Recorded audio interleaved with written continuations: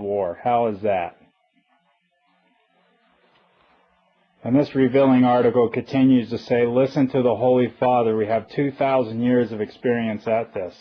Yeah, persecuting the saints and anybody didn't go along with them ever since the Roman Empire through the Inquisition years of the Holy Roman Catholic Church up to this time. Sure, they got lots of experience. So we need to listen to our Holy Roman Empire, the Holy See. This is Time Magazine, September 16th, 1957, and here you have a quote right underneath the Black Pope. It says, would John Adams still cry damnation? And as you can see this article, there's the Black Pope at that time in 1957. Then you read down here what John Adams says. John Adams, the founding father, says, if ever there was a body of men who merit eternal damnation on earth and in hell, it is this society of loyalists. And there you go. The founding fathers knew who the enemies of America were. This is a book by Thomas Paine called Common Sense. And on page 33, he says this, but Britain is the parent company, say some, but it happens not to be true, or only partly so.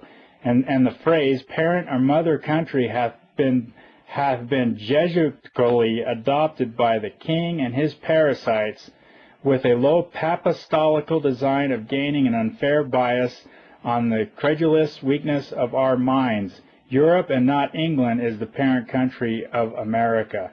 This is out of Thomas Paine's book, Common Sense, page 33.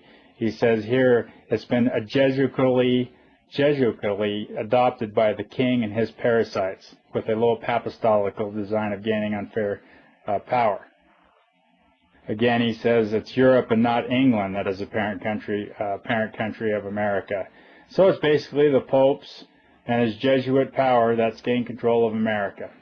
On page 31 of the same book, Thomas Paine goes on to say, politics is struck. A new method of thinking hath arisen. All plans, proposals, etc., prior to the 19th of April is to the commencements of hostilities. Now we're going to find out what April 19th is all about. Why is April 19th so important? Look what happened on April 19th, 1993. We had Waco. April 19th, 1995, we had Oklahoma City bombing. Let's go on to see what else has happened. President Franklin D. Roosevelt, right here, announced the United States will be abandoning the gold standard. Look what else happened on April 19th. We had the American Civil War. In 1775, we had the American Revolutionary War. What is so important about April 19th? And then we go right up here, and here we find out April 19th is the beginning of Protestantism, or Protestant movement. And it all started by Martin Luther, Martin Luther. And here you go on to say, in 1529, at the Diet of Speyer, a group of rulers, Germany, and independent cities of Germany protested reinstatement of the Edict of Worms, and this was born the beginning of the Protestant movement. And so, look what happened on April 19th. April 19th is the beginning of the Protestant or Protestant movement against the Catholic Church. Now you know why April 19th is so important. So out of that, we have the American Revolutionary War, the American Civil War, we have abandoning the gold standard by Roosevelt, Waco, Oklahoma bombing, and look what happened in 2005 here. We had Joseph Ratzinger, the current pope, was elected pope on April 19th. And then look at this. Easter Sunday falls on April 19th more often than any other date. And you can find this from Wikipedia Encyclopedia Online. This is a really interesting article here in the AP, March 14, 2007. Here you have the Russian president, Putin, meeting with Santa Claus. He's the Pope, the current Pope, Benedict. Anyway, look what the article goes on to say. It says, Benedict wished Putin a warm welcome to the Vatican in the Pope's native language, the language of their talks. I didn't know Putin and the Pope spoke native language. German was their native language. They spoke to one another. It's interesting how it all comes together. I'm going to show you a few things out of this book called Hitler's Pope. Inside the book, this is a photograph of the signing of the Third Reich. And right here in the center of the picture is the man who spurred on the Third Reich, the signing of the agreement, the concordant between the Catholic Roman Church to govern over Germany. That's what the Reich is. His name is Perseles. He presides over the signing of the Reich Concordant at the Vatican on July 20th, 1933. Okay, this is really big. Pay attention to this. This is Perseles right here on his coordination day, March 12, 1939, on the eve of World War II.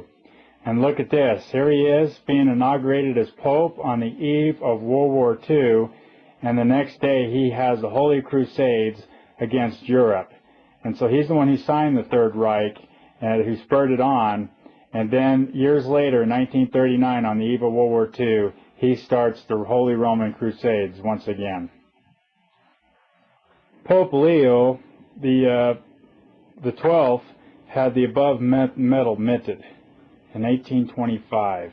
And as you can see here on the back of the medal here, this word that reads around the block, Sedet Super Universalum, declaring her seat of authority as universal over the entire globe. And here he is sitting on the globe. She's sitting there. And here she has the sun and the bell sun symbol.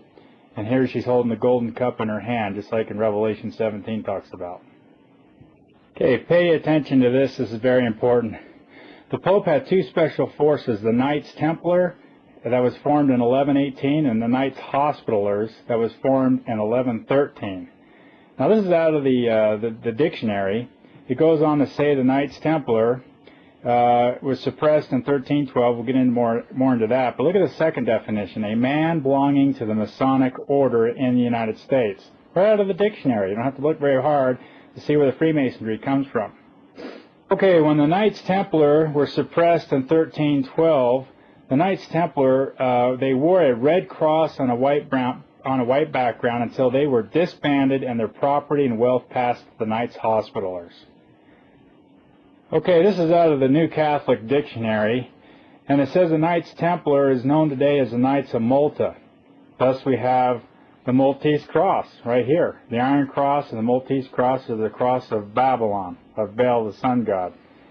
So if you go on and read in the Catholic Dictionary, it says here the Knights Hospitallers is known now as the Knights of Malta.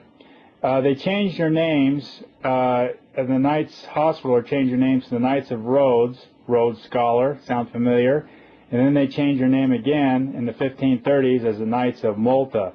And this is where the Black Pope meets with the Knights of Malta that controls all the corporations of the world, the international banking of the world, and all the secret societies branch down from there. Okay, when the Knights Templar, their logo was a red cross on a white background. Does that look familiar? Red cross on a white background, American Red Cross. And then if you go on and read, the Knights Hospitallers controlled the hospital system. Where do you think the word hospital came from? So here you see that all along the American Red Cross, the hospital system, is named after the Knights Hospitallers. And of course they were the ones who took care of the injured and the sick. And of course, who's the most important person in the military is the medic. You always protect him. And so here, around 1113, Pope Paschal II acknowledged the Hospitaller as a religious order. So even the hospital system, the American Red Cross, you can see the symbol here of Baal. You can see it all leads back to Rome, or leads back to Babylon.